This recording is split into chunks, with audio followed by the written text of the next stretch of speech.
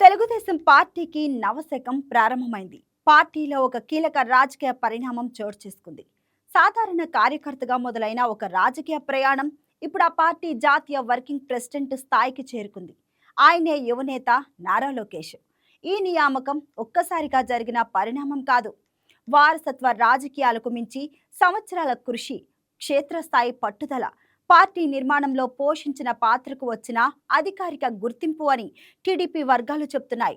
యువగలం పాదయాత్ర నుంచి టీడీపీ 3.0 నిర్మాణం వరకు, కార్యకర్తల సంక్షేమం నుంచి 2029 లక్ష్యాల వరకు, టీడీపీలో లోకేష్ ఎదుగుదల వెనుక ఉన్న పూర్తి రాజకీయ ప్రయాణం ఏంటి?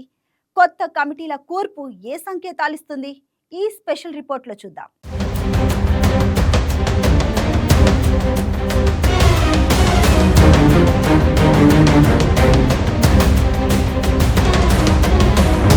తెలుగుదేశం పార్టీ చరిత్రలో ఈ నిర్ణయం ఒక సాధారణ పదోన్నతి కాదు, భవిష్యత్తు నాయకత్వానికి స్పష్టమైన సంకేతం.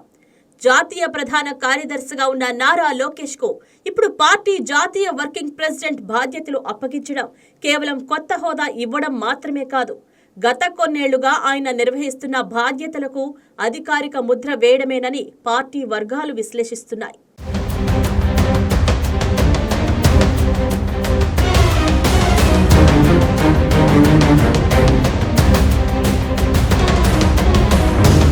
సాధారణంగా ప్రాంతీయ పార్టీల్లో వారసత్వం ద్వారా పదవులు వస్తాయనే విమర్శలు తరచూ వినిపిస్తుంటాయి. కానీ టీడీపీ వర్గాలు మాత్రం లోకేష్ విషయంలో ఇది కేవలం వారసత్వ నిర్ణయం కాదని బలంగా చెబుతున్నాయి. రాజకీయ వారసత్వం ఉన్నప్పటికీ మొదటి నుంచి లోకేష్ పార్టీకి వెనుకుండి సేవలు అందించారనే అభిప్రాయం క్యాడర్లో బలంగా ఉంది. మేనిఫెస్టో రూపకల్పన, ఎన్నికల వ్యూహాలు, క్షేత్రస్థాయి కార్యకర్తలతో సమన్వయం, సభ్యత్వ నమోదు కార్యక్రమాలు, ఇన్సూరెన్స్ పథకాలు, ఇలా ఒక సాధారణ కార్యకర్తల వ్యవస్థలో పనిచేస్తూ తనను తాను నిరూపించుకున్న తర్వాతే ఈ స్థాయికి చేరుకున్నారని చెబుతున్నారు.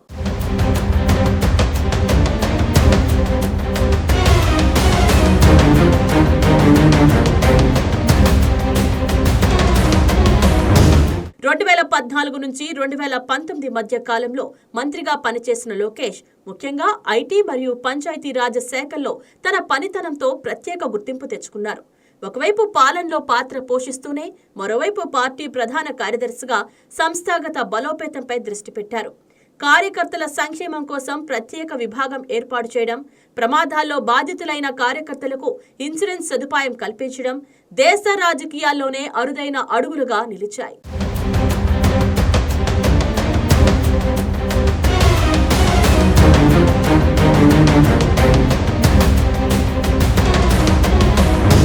టీడీపీ కార్యకర్తలకు సంస్థాగత భద్రత కల్పించే ప్రయత్నంలో లోకేష్ కీలక పాత్ర పోషించారని పార్టీ శ్రేణులు గుర్తు చేస్తున్నాయి.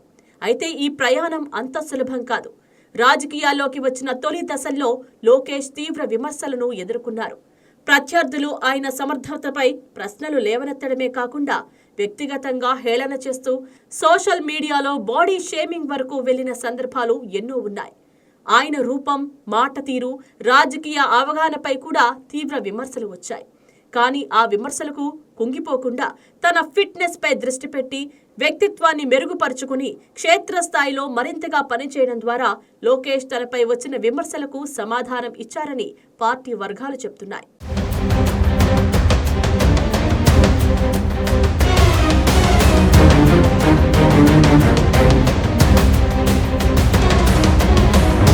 పడిన ప్రతిసారి అంతకు రెట్టింపు వేగంతో పైకి రావడం ద్వారా తన రాజకీయ పట్టుదలను నిరూపించుకున్నారని అంటున్నారు.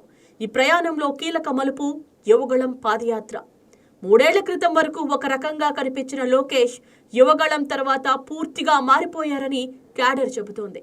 1000 కిలోమీటర్ల పాదయాత్ర, ప్రత్యక్ష ప్రజా సంబంధాలు, గ్రామాల నుంచి పట్టణాల వరకు సమస్యలపై నేరుగా స్పందించడం లోకేష్ 2.0గా ఆయనను ప్రజల్లో నిలబెట్టాయి.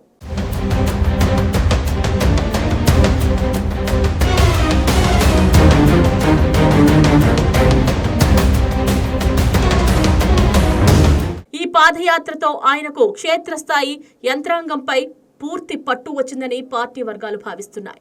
అదే సమయంలో కార్యకర్తల్లో కొత్త ఉత్సాహం నింపడంతో పాటు టీడీపీని తిరిగి పుంజుకునే దిశగా తీసుకువెళ్లడంలో ఈ యాత్ర కీలక పాత్ర పోషించింది. 2019 ఎన్నికల తర్వాత పార్టీకి వచ్చిన ప్రతికూల పరిస్థితుల్లో కూడా లోకేష్ వెనకడుగు వేయకుండా కార్యకర్తలకు అండగా నిలిచారు. కష్టకాలంలో పార్టీని అంటిపెట్టుకుని ఉన్న కార్యకర్తలకు ప్రాధాన్యం ఇవ్వడం, పనిచేయని నాయకులను నిర్మోహమాటంగా పక్కన పెట్టడం ద్వారా ఆయన తనకంటూ ప్రత్యేక శైలిని ఏర్పరచుకున్నారు. ఎవరితో చనువుగా ఉండాలో, ఎవరితో కఠినంగా వ్యవహరించాలో ఆయనకు స్పష్టత ఉందని టీడీపీ వర్గాలు చెబుతున్నాయి. ఇదే ఆయనను క్యాడర్కు మరింత దగ్గర చేసింది.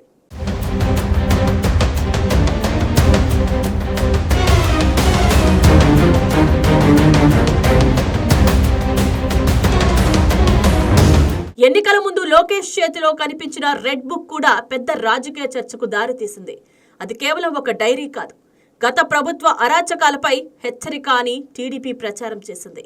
అధికారంలోకి వచ్చిన తర్వాత అనవసర హడావిడి లేకుండా చట్టం తన పని తాను చేసుకునేలా వ్యవహరిస్తూ తప్పు చేసిన వారిని వదిలిపెట్టబోమనే సందేశం ఇచ్చారని పార్టీ నేతలు చెబుతున్నారు.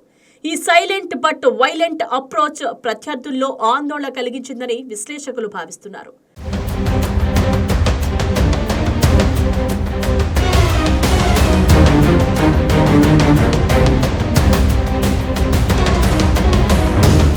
రాజకీయ విమర్శలు ఒక ఎత్తు అయితే, కుటుంబంపై వచ్చిన వ్యాఖ్యల విషయంలో లోకేష్ మరింత కఠినంగా స్పందించారు. ప్రత్యేకంగా తన తల్లిని లక్ష్యంగా చేసుకున్న విమర్శలపై ఆయన తీసుకున్న స్టాండ్ పార్టీ కార్యకర్తల్లో కొత్త ధైర్యాన్ని నింపిందని చెబుతున్నారు. నా తల్లి జోలికి వచ్చిన వారిని వదిలిపెట్టను అన్న హెచ్చరిక రాజకీయ వర్గాల్లో అప్పట్లో హాట్ టాపిక్ గా మారింది. మాటలకే పరిమితం కాకుండా చట్టపరమైన చర్యలు తీసుకునే విషయంలో కూడా చొరవ చూపారని పార్టీ వర్గాలు పేర్కొంటున్నాయి.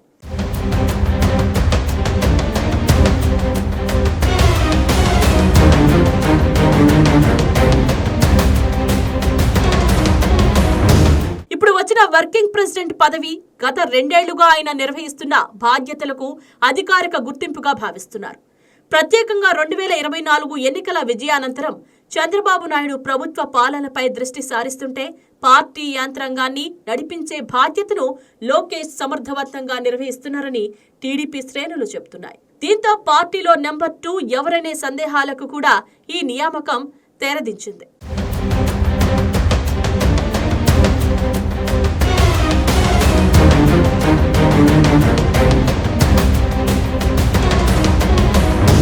ఇక పార్టీ నిర్మాణంలో కూడా భారీ మార్పులు చోటు చేసుకున్నాయి.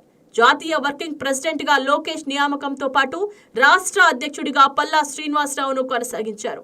జాతీయ ప్రధాన కార్యదర్శులుగా 3 జాతీయ ఉపాధ్యక్షులుగా 18 మందిని, అధికార ప్రతినిధులుగా 10 మందిని నియమించారు. 26 మందితో పాలిట్ బ్యూరో, 32 మందితో జాతీయ కమిటీ, 189 మందితో రాష్ట్ర కమిటీని ప్రకటించడం ద్వారా 2029 లక్ష్యాలపై స్పష్టమైన దృష్టి కనిపిస్తుంది.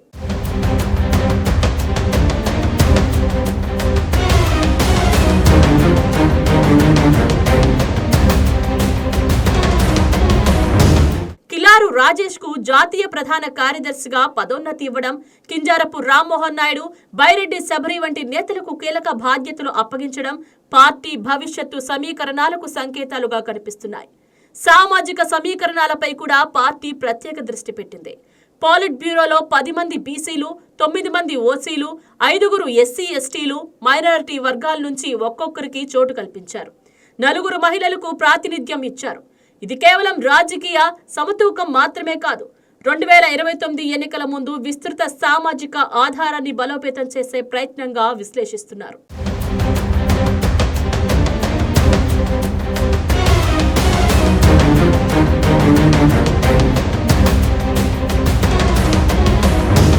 రాష్ట్ర కమిటీలో కూడా బీసీలకు పెద్దపీట వేశారు. 189 మందిలో 78 మంది బీసీలు, 25 మంది ఎస్సీలు, 7 మంది ఎస్టీలు, 13 మంది మైనార్టీలకు అవకాశం కల్పించారు. 51 మంది మహిళలకు చోటు ఇవ్వడం ద్వారా భవిష్యత్తు మహిళా రిజర్వేషన్లను దృష్టిలో పెట్టుకున్నట్లు స్పష్టమవుతోంది. ముఖ్యంగా ఈసారి మండల స్థాయి నాయకులకు కూడా అత్యున్నత గుర్తింపు ఇవ్వడం గమనార్హం. గుత్తికొండ ధనంజయరావు, గంటేడ శ్రీదేవి వంటి క్షేత్రస్థాయి నాయకులకు పాలిట్ బ్యూరోలో చోటు కల్పించడం పార్టీ కోసం అంకిత భావంతో పనిచేసే అత్యున్నత స్థాయికి ఎదగవచ్చన్న బలమైన సందేశాన్ని క్యాడర్కు పంపింది.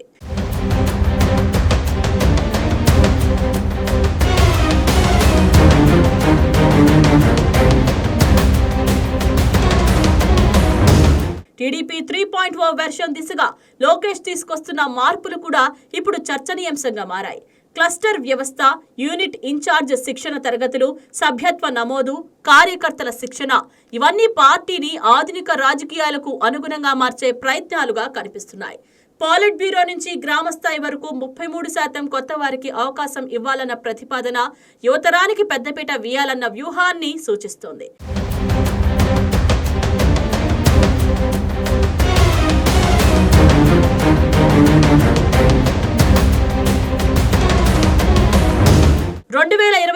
ఎన్నికల దిశగా అసెంబ్లీ స్థానాలు 175 నుంచి 263కి పెరిగే అవకాశాన్ని దృష్టిలో పెట్టుకుని ఇప్పటి నుంచే భవిష్యత్తు నాయకత్వాన్ని సిద్ధం చేసే కసరత్తు మొదలైందని రాజకీయ విశ్లేషకులు భావిస్తున్నారు.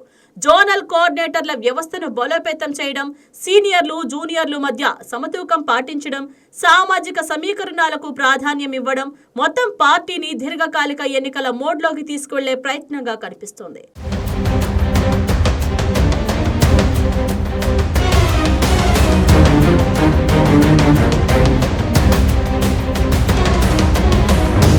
మొత్తానికి నారా లోకేష్ కు వచ్చిన ఈ పదవి కేవలం వారసత్వ గుర్తింపు కాదు, సంవత్సరాలుగా పార్టీ కోసం చేసిన క్షేత్రస్థాయి కృషికి వచ్చిన ఫలితమని టీడీపీ వర్గాలు బలంగా చెప్తున్నాయి. ఇప్పుడు లోకేష్ టీడీపీ భవిష్యత్తు రాజకీయ దిశను నిర్ణయించే కీలక శక్తిగా ఎదిగారు.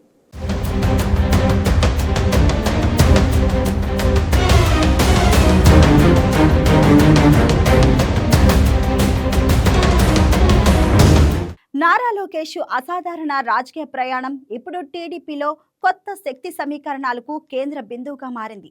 ఒకవైపు చంద్రబాబు అనుభవం, మరోవైపు లోకేష్ దూకుడు. 2029 లక్ష్యంగా టీడీపీ కొత్త వ్యూహాలతో ముందుకెళ్తున్న సంకేతాలు స్పష్టంగా కనిపిస్తున్నాయి. మరి కొత్త టీడీపీ 3.0 మోడల్ రాష్ట్ర రాజకీయాల్లో మరింత ప్రభావం చూపడం ఖాయంగా కనిపిస్తుంది. Please subscribe to YK TV Network. Please subscribe to YK TV. Please watch YK News. Subscribe to YK TV. Please subscribe to YK TV. Subscribe to YK TV. Please do subscribe to YK TV. And do subscribe to YK TV. Subscribe YK TV. YK టీవీని subscribe చేసుకోండి. Please do subscribe YK channel. Subscribe YK TV.